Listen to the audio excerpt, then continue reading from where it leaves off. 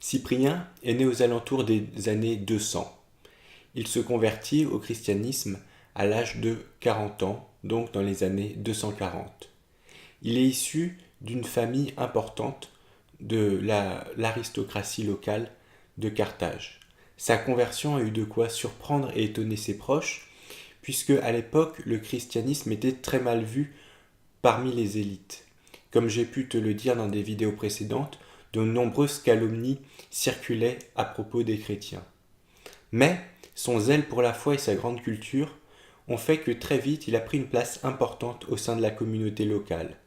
Il a donc été ordonné prêtre, puis ensuite été élu évêque, dès la fin des années 240, après la mort de l'évêque de l'époque.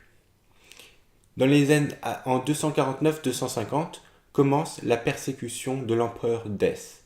Il doit alors se cacher, mais il continue à diriger son église depuis sa cachette. En 251, après la fin de la persécution, il peut revenir. En tant qu'évêque de Carthage, il est le primat de toute l'église nord-africaine. Il a donc des relations importantes, mais son prestige personnel lui permet aussi d'établir des contacts avec des églises beaucoup plus éloignées. Il entretient notamment des contacts réguliers avec l'église de Rome. Ses correspondants, et notamment le clergé de Rome, n'hésitent pas d'ailleurs à l'appeler pape. Je vais par exemple te lire un extrait d'une lettre du clergé romain adressée à Cyprien. Lettre 30, donc elle commence ainsi. Au pape Cyprien, les prêtres et les diacres siégeant à Rome saluent. Et elle se termine ainsi. Nous souhaitons, bienheureux et très glorieux pape, que tu te portes toujours bien dans le Seigneur et que tu te souviennes de nous. Ce titre de pape donc qu'on lui adresse montre que c'est vraiment un personnage important à l'époque. Finalement, après avoir exercé un épiscopat pendant quelques années, jusqu'en 258, il est finalement arrêté lors de la persécution de Valérien et exécuté. Il devient ensuite le martyr le plus populaire de l'Église nord-africaine. Nous avons conservé de lui plusieurs traités que j'aurai l'occasion de te présenter dans des prochaines vidéos. Mais pour cette vidéo d'introduction, je voulais parler de sa correspondance qui a été éditée tout récemment en un seul volume dans la collection Migne.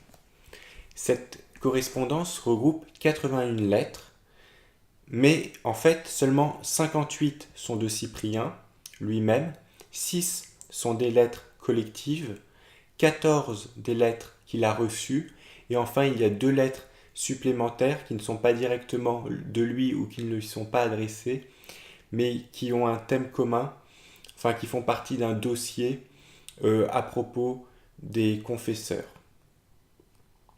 Ces lettres abordent bien sûr des sujets divers et nous permettent de découvrir un peu l'Église nord-africaine de cette période. On peut découvrir les pratiques et les doctrines, notamment par exemple concernant l'Eucharistie, la prière pour les morts, l'organisation locale, toutes ces choses dont je te parlerai dans de prochaines vidéos. Mais on peut aussi souligner qu'il y a 3 grands thèmes qui reviennent régulièrement. Le premier, le fonctionnement de l'Église. Le deuxième, la réconciliation des lapsies. Et le troisième, le baptême des hérétiques. Concernant le fonctionnement de l'Église, au niveau local, Cyprien de Carthage défend un monoépiscopalisme strict, c'est-à-dire que chaque évêque est vraiment le chef de son église locale, qu'il dirige, bien sûr, accompagné d'un presbytérium. Mais l'ensemble des églises locales forment une communion qu'on appelle l'Église universelle. Concernant la réconciliation des lapsies, c'est-à-dire les chrétiens qui ont chuté durant la persécution, Cyprien soutient l'évêque de Rome de l'époque, Corneille, qui avait affaire à un schisme rigoriste, c'est-à-dire qu'un des prêtres et plusieurs membres du clergé de Rome, dont Nova, considéraient que les chrétiens qui avaient failli lors de la persécution ne pouvaient jamais être réconciliés, c'est-à-dire qu'ils devaient être définitivement exclus de l'Église. Corneille et Cyprien vont défendre une réconciliation possible. Ou vont défendre plutôt la possibilité d'une réconciliation.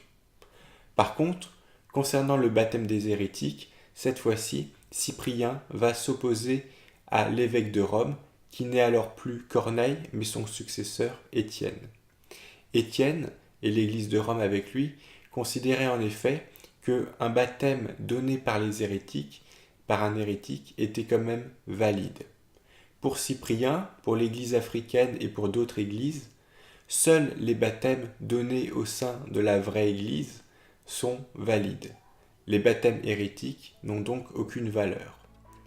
J'aurai l'occasion de te reparler de ces controverses dans de prochaines vidéos. En attendant, si tu as une remarque, tu peux me laisser un commentaire. Si tu as une question, je t'invite plutôt à me contacter directement via mon blog ou ma page Facebook. Et moi, en attendant, je te dis à bientôt pour une prochaine vidéo.